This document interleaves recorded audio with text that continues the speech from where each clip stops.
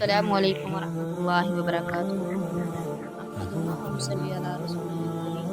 अम्मा बाद अऊज़ु बिल्लाहि मिनश शैतानिर रजीम। बिस्मिल्लाहिर रहमानिर रहीम। सैयदना यकूब अलैहिस्सलाम जब कनान से मिस्र गए तो उनके साथ उनकी औलाद भी गई। वो सब मिस्र इसलिए मुंतकिल हुए कि यूसुफ बिन यकूब अलैहिस्सलाम मिस्र के सरबराह बन गए थे। वहाँ उन्हीं का फरमान चलता था। वो किनान में बकरियां चराया करते थे और उनका दूध धोते और ऊन बेचते थे।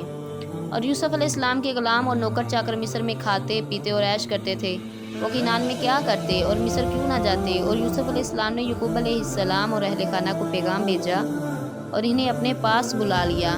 और यूसुफ अलैहिस्सलाम को खाना पीना अच्छा नहीं लगता था जब तक वो अपने वालिद और भाइयों को ना देख लें। इन्हें खाना पीना कैसे अच्छा लगता और इन्हें ऐश इशरत कैसे भाती जबकि वो मिस्र में तनहा थे।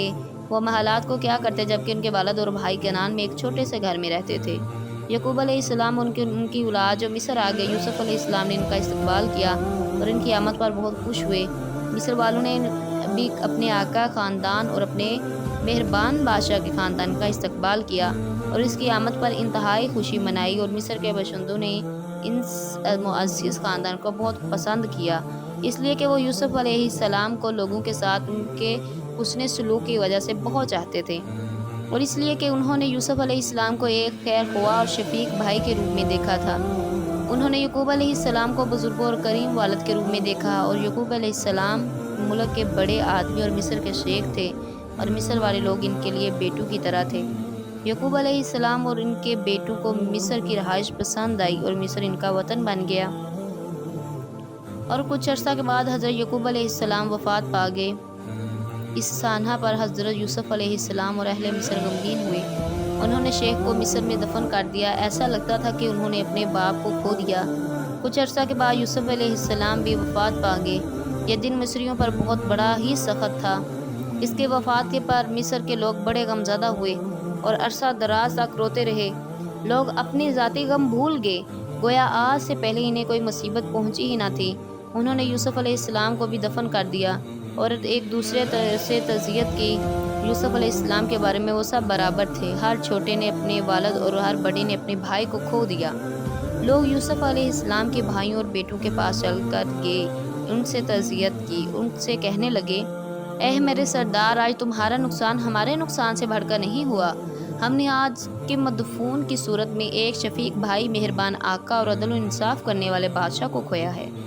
वो जिसने बंदों को आराम पहुंचाया और मुल्क से जुल्म को मटाया, वही जिसने बड़े को छोटे पर और छोटे को बड़े पर जुल्म करने से रोका, ताकतवर को कमज़ोर के खाने से मना किया, वही जिसने मजलूम की रस्सी की दरार रसी की और खौफज़दा को पनाह दी और भूखे को खाना खिलाया, वही जिसने हमारे हक़ की तरफ रहनुमाई की और हमें अल्लाह ताला की तरफ बुलाया। हम तो उनकी आमद से पहले जानवर थे, ना अल्लाह को पहचानते थे ना आखिरत को। वही जिसने कहत के अयाम में हमारी फरियाद रसी की, हम खाते थे और पेट भरते थे और दूसरे शहरों में लोग भूख से मरते थे। हम अपने शरीफ मुअज़्ज़िज़ बादशाह को कभी नहीं भूल सकते। ऐ सरदार, ना उस बात को भूलेंगे तुम उसके भाई और अहले खाना हो। हमारे आका तुम्हारे मिस्र में तशरीफ़ आवरी के दिन कितना खुश हुए थे और हम अपने आका की खुशी के दिन कितने खुश हुए थे।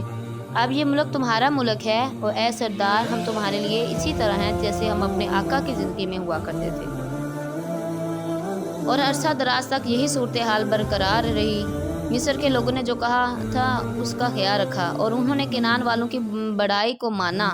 और यही कनानी लोग थे जो बनी इसराइल कहलाते थे, इज़्ज़त और दौलत वाले थे। लेकिन इसके बाद हालात बदल गए, उनके इखलाक बिगड़ गए।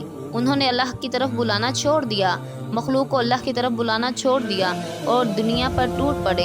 और लोगों जो थे वो भी इनके लिए बदल गए। वो इन्हें इस नज़र से देखने लगे कि इसके आबाओ जदाद को नहीं देखते थे। वो भी आम लोगों की तरह हो गए। वो लोगों से मुनसिब के अलावा किसी चीज़ में मुमताज़ न रहे। लोग इनमें उसे मालदार के साथ हसद और फ़कीर और महताज के साथ हकारत का सलूक करने लगे। और मिस्र के लोग इन्हें इस अजनबी की तरह देखने लगे जो किसी दूसरे शहर से आया हो, जिसका मिस्र में कोई हक़ ना हो। मिस्रियों का ये नज़रिया था कि वही इस मुल्क के बशांदे हैं और मिस्र सिर्फ मिस्र वालों का है। और बाज़ मिस्रियों की ये राय थी कि यूसुफ अजनबी थे जो किनान से आए थे। अजीज़ मिस्र ने इन्हें ख़रीदा था کسی کنانی کو حق نہیں پہنچتا کہ وہ مصر پر حکومت کرے۔ بہت سے لوگ یوسف علیہ السلام کی عصمت اور شرافت اور احسان کو بھول گئے۔ اب مصر کا فرمان یہ تھا کہ مصر کے تحت حکومت پر فرعون مصر کے حکمران آ گئے۔ فرعون وہاں کے بادشاہ کا لقب تھا اور بنی اسرائیل سے سخت بغض رکھتے تھے۔ مصر کے تحت حکومت پر بڑا جابر بادشاہ جلوہ نشین ہوا۔ وہ نہیں دیکھتا تھا کہ بنی اسرائیل انبیاء کرام علیہ السلام کی اولاد میں سے ہیں اور وہ مصر کے نہایت شریف بادشاہ یوسف علیہ السلام کے گھرانے سے ہیں، بلکہ وہ تو انہیں انسان بھی نہیں سمجھتا تھا جو شفقت، رحم دلی اور انصاف کی مستحق ہیں۔ مصر کے تخت پر بہت جابر ظالم بادشاہ بیٹھا۔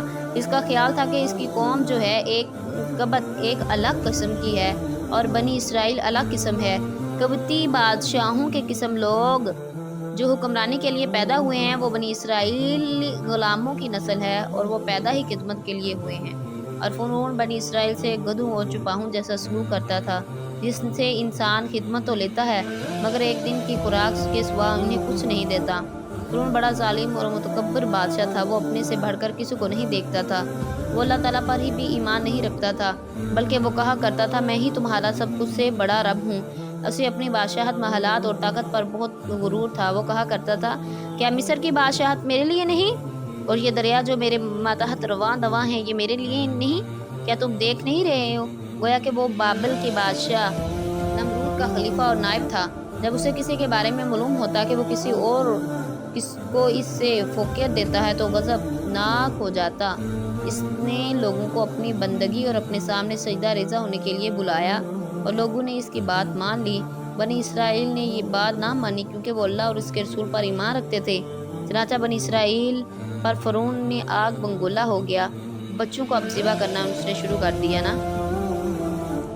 ایک بتی نجومی فرعون کے پاس گیا اور اس سے کہا بنی اسرائیل میں سے ایک بچہ ہے، بچہ پیدا ہوگا جس کے ساتھ جو ہوگی ہاتھ پر تمہاری بادشاہت ختم ہو جائے گی۔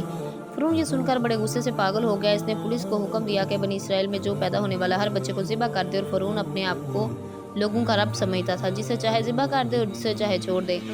بھیڑ بکریوں کے مالک کی طرح وہ اپنی بکریوں میں سے جسے چاہتا ذبح کر دیتا اور جسے چاہتا چھوڑ دیتا۔ پولیس مصر میں پھیل گئی اور تفتیش اور تلاش میں لگ گئی۔ جب انہیں معلوم ہوتا کہ بنی اسرائیل میں کسی بچے نے جنم لیا ہے تو اسے پکڑتے اور ذبح کر ڈالتے۔ دمبا کو ذبح کیا جاتا۔ جنگل میں بھیڑیے اور شہر میں سانپ اور بچھو زندہ رہے اور انہیں کوئی نہ چھیڑتا، لیکن بنی اسرائیل کے بچے جو ہیں وہ فرعون کی بادشاہت میں زندہ رہنے کا حق نہ تھا۔ ہزاروں بچے ماں باپ کے سامنے ذبح کر دیے گئے۔ جس دن بنی اسرائیل کے ہاں کوئی بچہ پیدا ہوتا وہ دن ان پر بہت بھاری اور مشکل کا ہوتا۔ وہ دن رونے دھونے اور غم کا ہوتا، اور ایک دن سینکڑوں بچے اس طرح ذبح کر دیے جاتے جس طرح عید قربان میں سینکڑے بکرے، بھیڑ اور گائیں ذبح کر دی جاتی ہیں۔ یقیناً یہ فرعون نے ملک میں سرکشی کی اور اس کے باشندوں کو گروہوں میں تقسیم کر دیا۔ ان میں سے ایک گروہ کو ذلیل کرتا تھا، اس کے لڑکوں کو قتل کرتا اور لڑکیوں کو زندہ رہنے دیتا۔ وہ واقعی فساد کرنے والوں میں سے تھا۔